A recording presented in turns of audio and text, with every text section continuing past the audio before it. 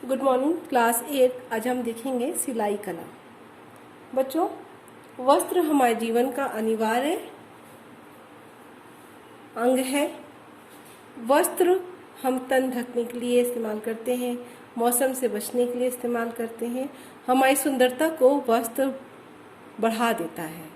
ठीक है, वस्त्रों से ही हम अपनी सभ्यता और संस्कृति की पहचान कर सकते हैं। तो वस्त्र हमारे जीवन का अनिवार्य अंग है, ये हमारे जीवन की अनिवार्य आवश्यकता है। और वस्त्रों की सिलाई करना एक कला है। वस्त्रों की सिलाई करना एक कला होती है। बच्चों, वस्त्रों का चयन करते समय हमें कुछ महत्वपूर्ण बातों का ध्यान देना चाहिए। सबसे पहले बच्चों, वस्त्रों का जब हम चयन करते हैं तो मौसम को और अपनी आवश्यकता को ध्यान में रख कर करते हैं।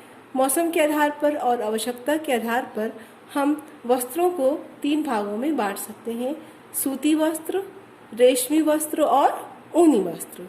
सूती वस्त्र बच्चों हम लोग गर्मी में पहनते हैं, जो पसीने के सोखने के लिए अच्छा माना जाता है। रेशमी वस्त्र हम लोग बरसात में या फिर सर्दियों में पहन सकते हैं। ऊनी वस्त्र गर्म होता है, जो हम लोग ठंड में इस्तेमाल करते हैं, इससे हम ठंड से बच सकते हैं। तो 3 तरह के फाइबर हैं, 3 तरह के तंतु हैं, जिनका प्रयोग हम वस्त्र को बनाने में करते हैं। बच्चों, वस्त्र का चयन करते समय कुछ बातों का हमें ध्यान रखना पड़ता है। जैसे वस्त्रों का रंग कैसा है। ऐसा तो नहीं कि ऐसा वस्त्र ले लिया कि रंग जो है 2 धुलाई के बाद ही उतरने लगे। दूसरी बात बच्चों, वस्त्रों की मजबूती का ध्यान रखा जाता है कि जो कपड़ा चुन रहे हैं उसके तंतु मजबूत हो, मुलायम हो और वो टिकाऊपन उनमें हो। उसके अतिरिक्त बच्चों, वस्त्र देखने में सुंदर लगे और जिस आवश्यकता के लिए हम वस्त्र को ले रहे हैं वो आवश्यकता हमारी पूरी हो सके। तो वस्त्र लेते समय कुछ बातों का ध्यान हमें अवश्य रखना चाहिए। जब हम वस्त्र ले लेते हैं तो अब आती है सिलाई की बात। तो बच्चों, आप सबके घर में सिलाई मशीन होगी। आप लोग को सिलाई मशीन का एक चित्र बनाना है बाईं तरफ कॉपी में, और उसके सामने सिलाई मशीन के बारे में लिखना है। अभी आज हम सिर्फ सिलाई मशीन की देखभाल की चर्चा कर रहे हैं। इसके आगे चैप्टर में या आगे क्लास में हम देखेंगे कि सिलाई मशीन की कैसे देखभाल करनी चाहिए, उसकी सफाई कैसे करनी चाहिए।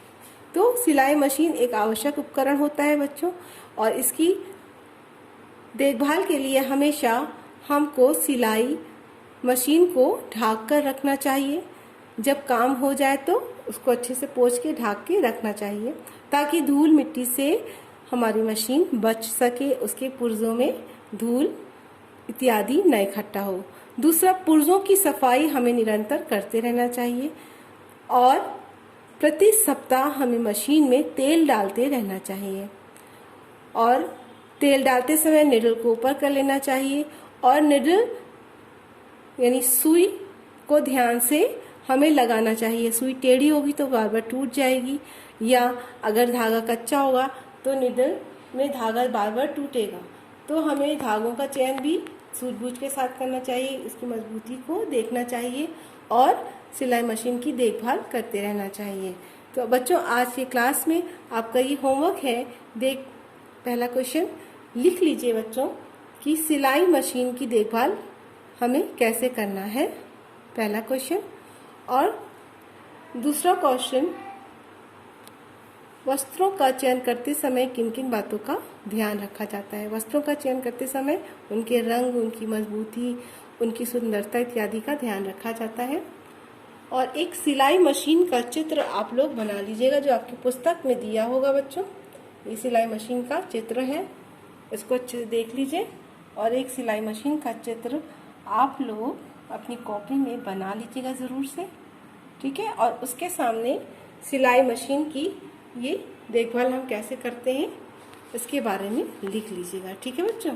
तो आज के क्लास में हम इतना ही रखते हैं। आप लोग को हमने दिया था मास्क बनाने के लिए, मास्क सिलते रहिए और जब हम मिलेंगे तो हम मास्क देखेंगे। इसके अलावा भी मास्क सिलकर आप लोग हमको व्हाट्सएप पे दिखाते रहिएगा।